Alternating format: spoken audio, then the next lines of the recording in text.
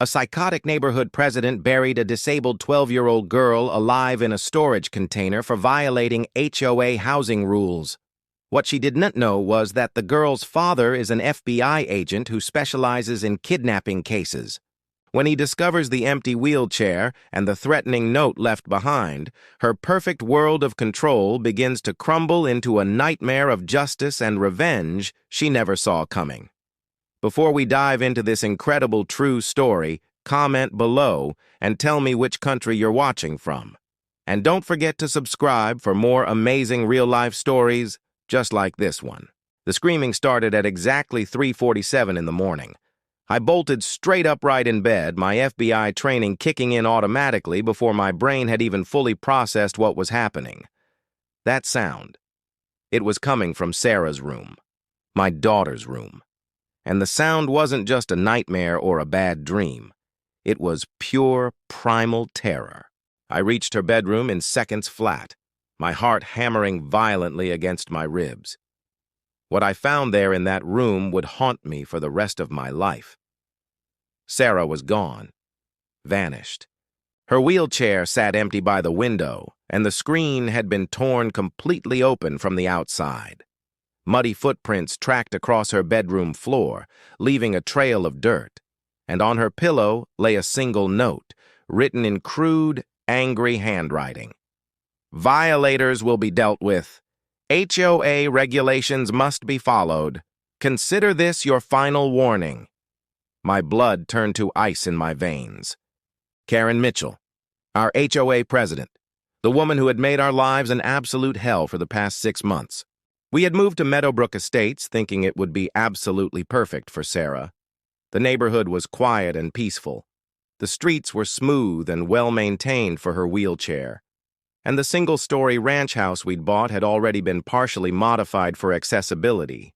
After the terrible car accident that had taken my wife's life and left my 12-year-old daughter paralyzed from the waist down, I wanted desperately to give her every possible chance at a normal, happy life.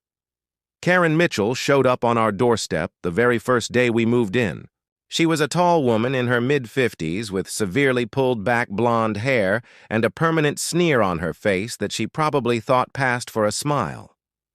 Her eyes were cold and calculating, the kind of eyes that saw people as problems to be solved rather than as human beings. "Welcome to Meadowbrook Estates," she said sharply, not waiting for an invitation before stepping inside our house uninvited. "I'm Karen Mitchell, HOA president. I need to inform you of some violations I've already noticed." I blinked in confusion, still holding a heavy moving box in my arms. "Violations? We literally just got here 2 hours ago." "Your moving truck is parked in a non-designated area. That's a $50 fine. Your grass is already a 1/4 inch above regulation height. Another $50, and I see you have a wheelchair ramp being installed." She pointed accusingly at the workers outside. "That wasn't approved by the Architectural Review Committee.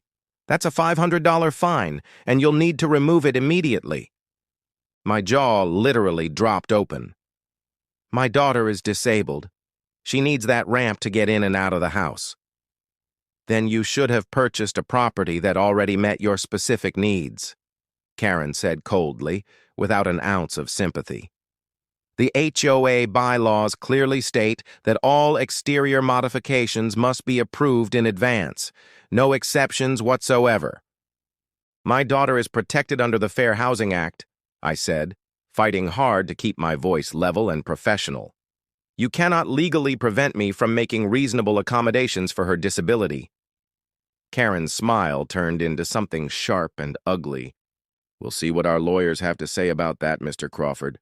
Welcome to the neighborhood." She turned on her heel and walked out, leaving me standing there with fury boiling in my chest.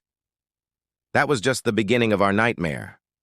Over the next 6 months, Karen Mitchell made it her personal mission to completely destroy us. She issued fines for absolutely everything imaginable. Our garbage cans were 2 inches outside the designated zone. $50 fine. Sarah's medical equipment van was parked in our driveway overnight. $100 fine. The cheerful flowers I planted to brighten up Sarah's day were non-approved species. $75 fine. But the endless fines were nothing compared to everything else she did to us.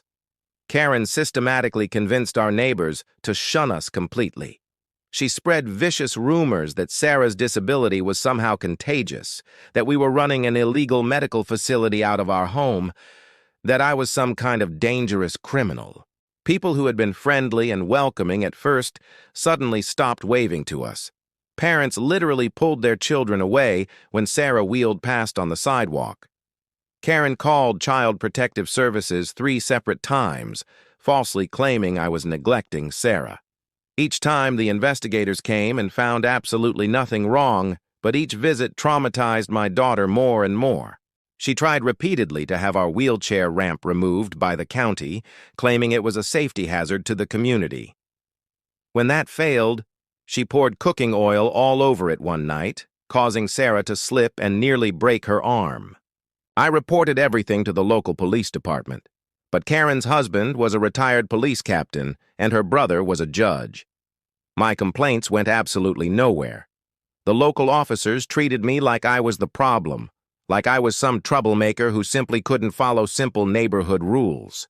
"Why don't you just move?" one officer actually suggested to me. "Sometimes it's easier to just find a new place than fight City Hall, you know?" But I couldn't move. Not now.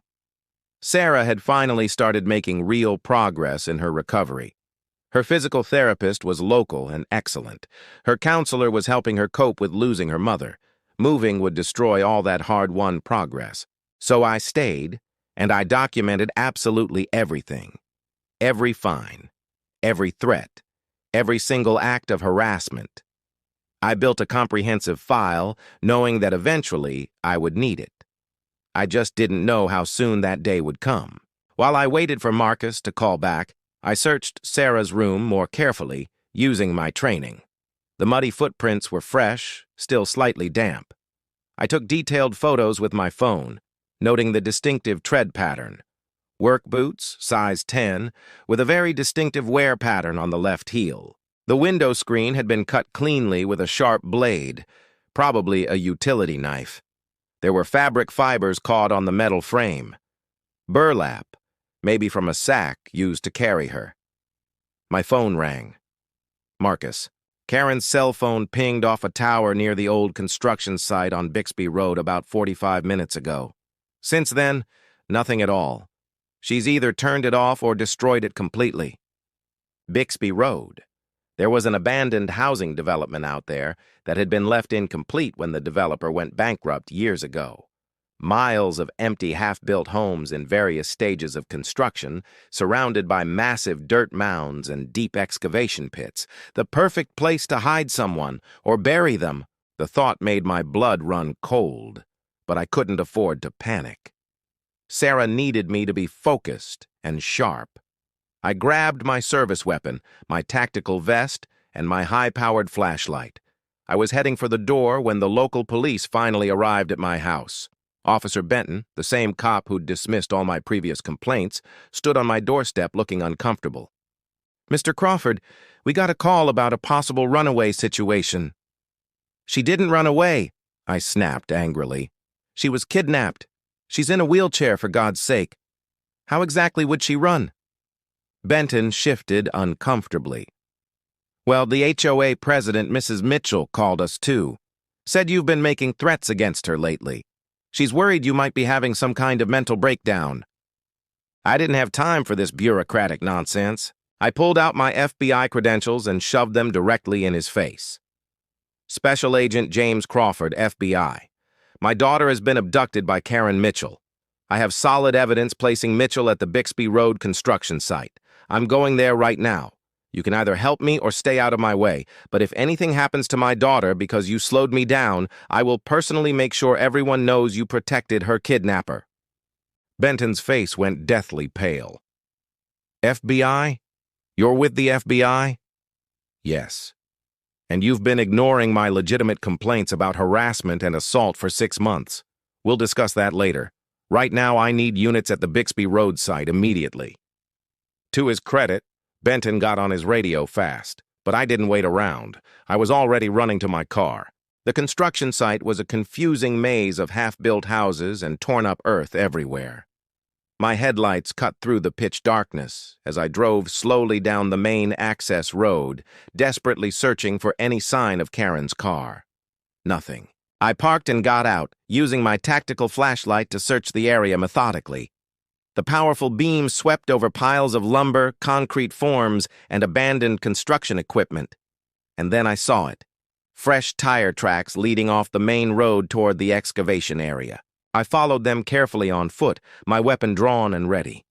The tracks led to a clearing surrounded by large mounds of dirt. In the center was a freshly disturbed patch of earth, about 6 feet long and 3 feet wide. My heart stopped completely. No. Please, God, no. I ran to the mound and dropped to my knees, digging frantically with my bare hands. The dirt was loose, recently piled. About 2 feet down, my fingers hit something hard. Plastic. A tarp. I dug faster, yanking the tarp aside desperately. Underneath was a large plastic storage container, the kind people use for moving. It had air holes drilled in the top, and from inside came a weak, muffled sound. Sarah. Sarah! I screamed, ripping at the container's lid with my hands. It was locked with a heavy padlock. I didn't hesitate for even a second. I stood up, aimed my weapon at the lock, and fired. The lock shattered into pieces. I yanked the lid open with all my strength. Sarah lay inside, her small body curled into a tight ball. Her face was streaked with tears and dirt. Her eyes were wide with absolute terror. Duct tape covered her mouth, and her hands were zip-tied painfully behind her back. "It's okay, baby," I said, my voice breaking as I lifted her out of that horrible box. "Daddy's got you. You're safe now. You're safe." I pulled the tape from her mouth as gently as I possibly could and cut the zip ties with my knife. She immediately threw her arms around my neck, sobbing so hard her whole body shook violently.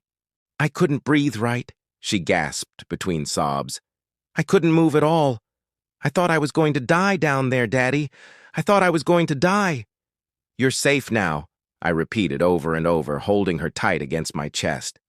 "I've got you. You're safe. I promise you're safe." Behind me, I heard a car door slam shut. I turned quickly, keeping Sarah protectively behind me, my weapon coming up automatically. Karen Mitchell stood there in the darkness, illuminated by my flashlight beam. She held a shovel in her hands. Her face was twisted into something ugly and triumphant. "She violated the rules one too many times," Karen said calmly, as if we were discussing nothing more serious than a parking ticket. "I told you there would be consequences. That wheelchair left track marks on the sidewalk. She had toys scattered in the front yard. You people refused to follow the simplest rules." "You buried my daughter alive," I said, my voice deadly calm despite the rage burning inside me. "She's a child. She's 12 years old."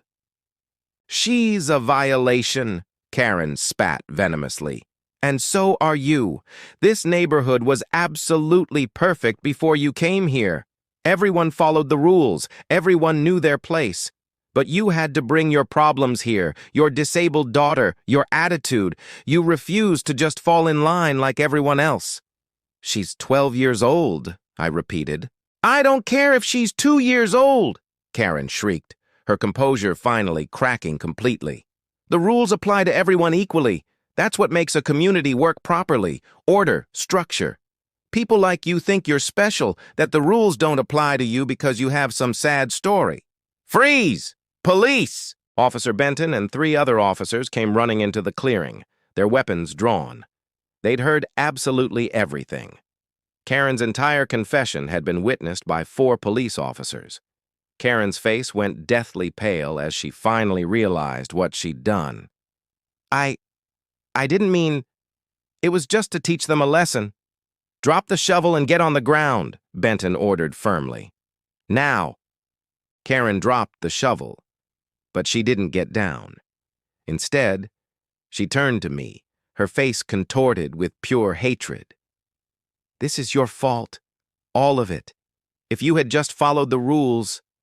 "If I had followed your rules," I interrupted, my voice ice cold, "my daughter would be dead in that box right now, and you would have gone home, had a glass of wine, and slept peacefully."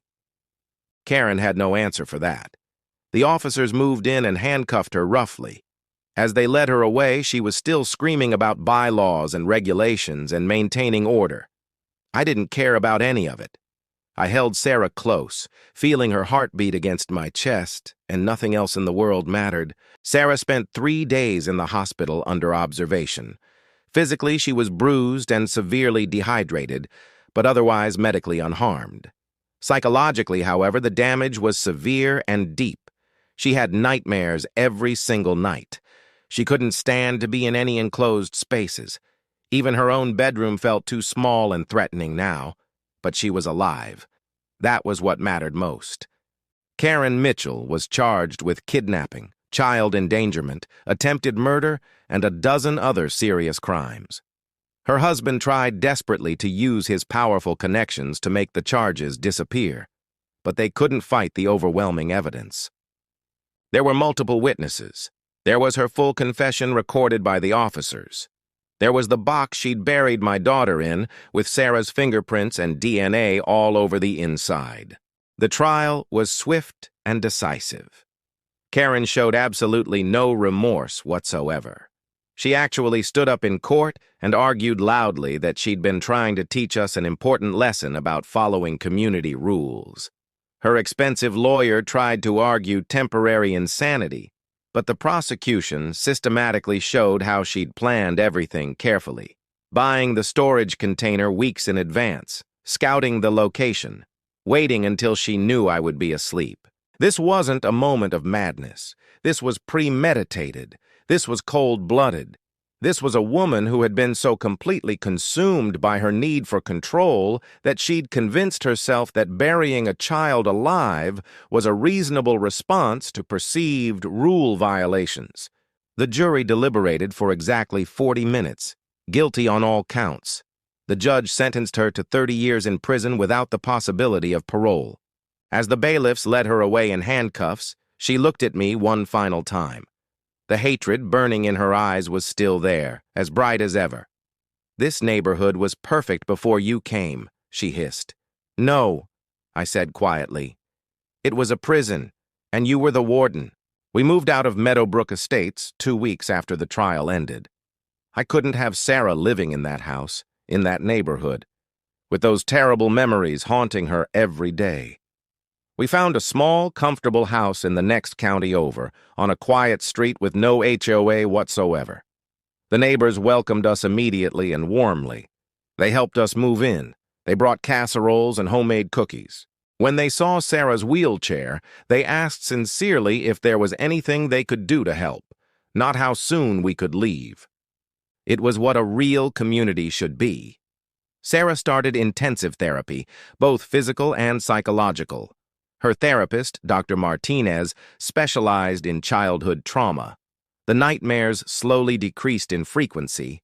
The fear of enclosed spaces began to gradually fade. Sarah started smiling again, laughing again. One evening, about 3 months after we moved, Sarah wheeled herself out to the back porch where I was sitting.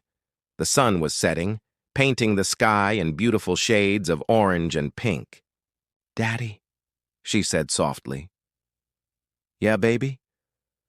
I had a dream last night, but it wasn't a nightmare. I dreamed about Mom." My throat tightened painfully. We didn't talk about my wife much. It was still too painful for both of us. "What did she say?" I asked gently. "She said she was proud of me for being strong, for fighting." Sarah looked up at me, tears glistening in her eyes. "And she said she was proud of you for saving me." I pulled Sarah close, burying my face in her hair so she wouldn't see my tears. "I'll always save you, baby. Always. No matter what." "I know, Daddy." We sat there together as the sun went down. Two people who had been through absolute hell and somehow made it back. We were scared. We were changed forever. But we were together, and we were healing.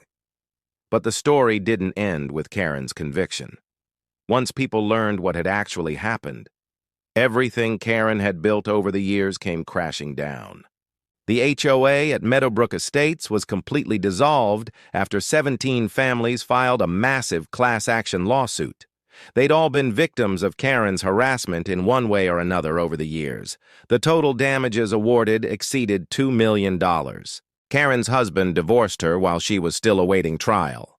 He claimed he'd had absolutely no idea what she was doing, though I strongly suspected he'd known more than he admitted. Still, he lost his pension and his reputation in the community. The police department he'd worked for launched a full internal investigation into whether he'd used his influence to shield his wife from consequences. Karen's brother, the judge, was investigated by the Judicial Ethics Board. They discovered he'd dismissed multiple complaints against Karen over the years without proper cause or due process. He was officially censured and eventually resigned in disgrace. The local police department underwent a complete overhaul after a federal investigation revealed a disturbing pattern of ignored complaints, especially those involving Karen Mitchell. Officer Benton, to his credit, cooperated fully with the investigation. He admitted openly that he'd been wrong to dismiss my concerns and had let personal relationships cloud his professional judgment. He wasn't fired, but he was demoted and required to undergo additional training. Every single fine Karen had ever issued was carefully reviewed by independent auditors. The vast majority were found to be either excessive or completely without merit. Hundreds of families received refunds. The neighborhood that Karen had controlled with an iron fist for years was finally free. And from what I heard through the grapevine, it actually became the community it should have been all along. Neighbors helping neighbors, people looking out for each other. Not because rules forced them to, but because they genuinely wanted to. 2 years after the incident, Sarah asked me if she could start a support group for kids with disabilities who'd faced bullying or harassment. I was incredibly proud. My daughter, who'd been buried alive at 12 years old, who'd faced months of trauma and intensive recovery, wanted to help others going through similar experiences. We started the group in our living room. 3 kids came the first week. Within 6 months, we had 25 regular members. Sarah led the meetings personally, talking openly about her experiences, showing other kids that trauma didn't have to define who they were or what they could become. She also started speaking at schools about disability awareness and the critical importance of standing up to bullies. The first time she gave a presentation, I sat in the back of the auditorium and watched my daughter, now 14 years old, confident and strong, tell a room full of high schoolers about the night she was kidnapped. "I was terrified," she told them honestly. "I thought I was going to die in that box, but I also made myself a promise. If I survived, I would never let anyone make me feel small again. I would never let anyone tell me I didn't belong. I would never let anyone's cruelty break me." The room was dead silent. You could have heard a pin drop. "Bullies want power," Sarah continued. "They want control. They want you to be afraid. But here's the thing, they're actually the scared ones. They're so afraid of anything different, anything they can't control, that they lash out violently." Karen Mitchell was scared. Scared that a disabled girl living in her neighborhood somehow threatened her perfect little world. Sarah wheeled herself to the front of the stage, making direct eye contact with students throughout the audience. "So if you're being bullied, here's what I want you to know. You are not the problem. Your disability, your race, your religion, your identity, none of that is wrong. The problem is the bully, and you have more power than you think. Tell someone. Document everything. Don't give up, because bullies like Karen Mitchell only win if good people stay silent." The applause was absolutely thunderous. I sat there crying, overwhelmed with pride for this incredible human being I'd been blessed to raise. 5 years after her conviction, Karen Mitchell sent me a letter from prison. I almost didn't open it. I'd moved on with my life, focused entirely on Sarah and her bright future. The last thing I wanted was to hear from the woman who tried to murder my daughter. But something made me open it anyway.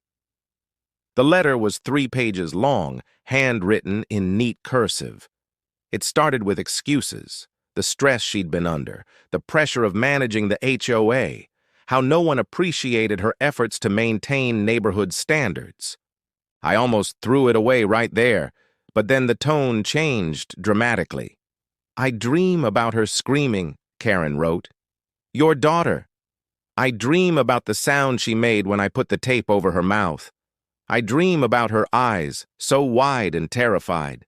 I dream about the box, about the darkness, about how she must have felt as I piled dirt on top of her. I tell myself I was just trying to teach a lesson.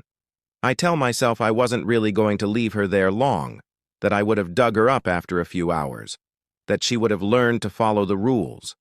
But I know that's a lie. I know I might have left her there to die, and the worst part is, in the moment, I convince myself it was justified. I don't expect forgiveness. I don't deserve it. I'm writing this because my therapist says I need to take accountability. So here it is. I was wrong. I was cruel. I was a monster. I almost killed an innocent child because I cared more about rules than people. I hope your daughter is thriving. I hope she's forgotten me. I hope she never has to think about that night again. I will think about it every day for the rest of my life." The letter was signed simply, Karen Mitchell, inmate number 847592. I sat there for a long time staring at those words. Part of me wanted to feel satisfaction that she was suffering. Part of me wanted to tear the letter up and forget about it completely. But mostly, I felt nothing. Karen Mitchell no longer had any power to affect my emotions. She was just a sad woman who destroyed her own life because she couldn't see people as anything other than rule breakers or rule followers. I never responded to the letter, but I didn't throw it away either. I filed it with all the other documents from that time, a reminder of what happens when cruelty and control go completely unchecked. Sarah is 17 now. She's applied to colleges with plans to study social work and advocacy. She wants to work with disabled children and their families, helping them navigate systems that aren't always designed with them in mind. She still has bad days occasionally. Anniversaries of the kidnapping are hard. Sometimes she still has nightmares. But they're getting fewer and farther between. Last week, she came home from school absolutely excited. "Daddy, guess what? I got invited to speak at a conference about disability rights. They want me to talk about overcoming adversity and fighting systemic discrimination." I smiled. "That's amazing, baby. I'm so proud of you." "I'm going to talk about Karen," Sarah said seriously, "about what she did and about how we fought back. Because that's what people need to hear. They need to know that bullies can be beaten, that systems can be changed, that justice is possible. Just remember," I said gently, "you're not defined by what happened to you. You're defined by what you choose to do after." "I know," Sarah said. "That's exactly what I'm going to tell them." She wheeled away to start working on her speech, leaving me alone with my thoughts. I thought about that terrible night 5 years ago, the fear, the rage, the moment I found Sarah in that box. I thought about Karen Mitchell sitting in a prison cell, living with what she'd done. I thought about the neighborhood we'd left behind, now free from tyranny. And I thought about Sarah, my strong, brave, incredible daughter, who'd taken the worst experience of her life and turned it into a mission to help others. On the 5th anniversary of that night, Sarah asked me to help her with a special project. "I want to create a memorial garden," she said, "for other victims, people who've been bullied, harassed, people who felt powerless." We found a piece of land in a public park and got permission from the city. Over 3 months, volunteers from the community helped us build it. We planted flowers that bloomed year-round. We installed comfortable benches where people could sit and reflect.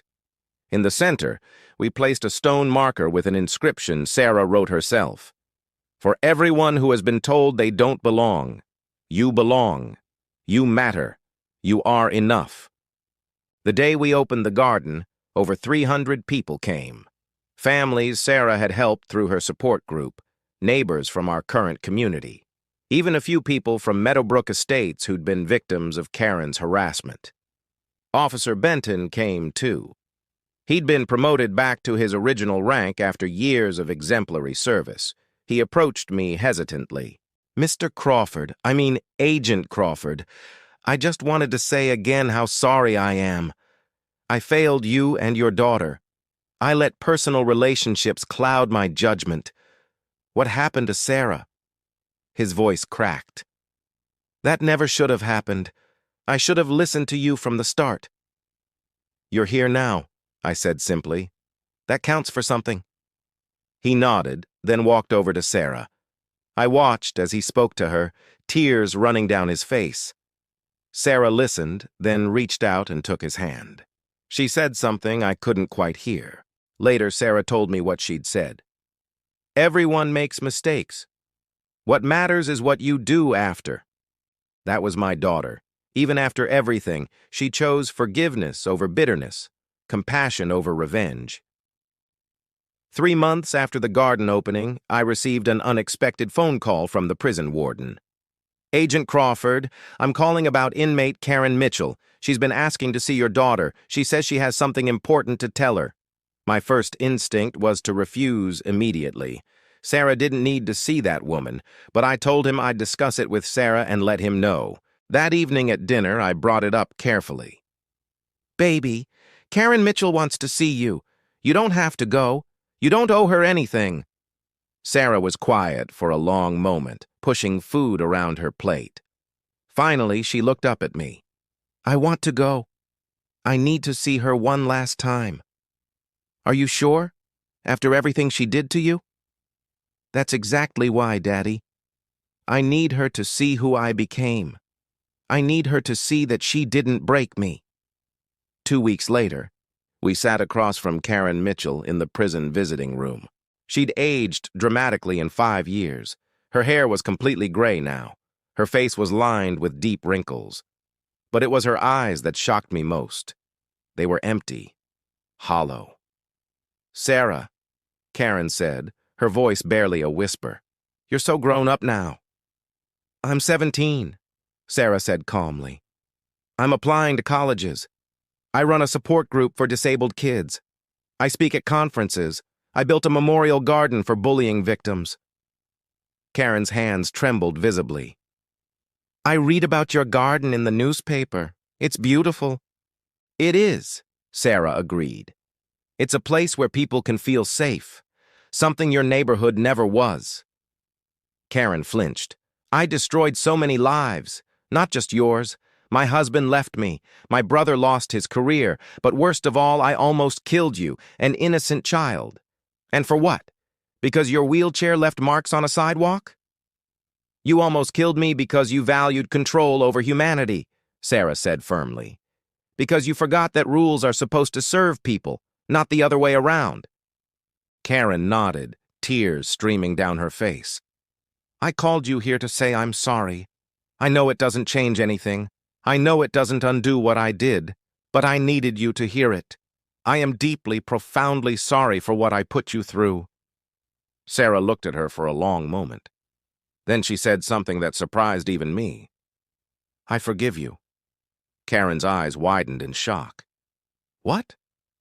I forgive you, Sarah repeated. Not for you, for me. Because carrying hatred is exhausting, and I have better things to do with my energy.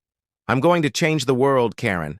I'm going to help kids like me feel safe and valued, and your cruelty is what gave me that mission. So in a twisted way, you made me who I am today. Sarah wheeled herself closer to the glass partition. But forgiveness doesn't mean forgetting. It doesn't mean what you did was okay.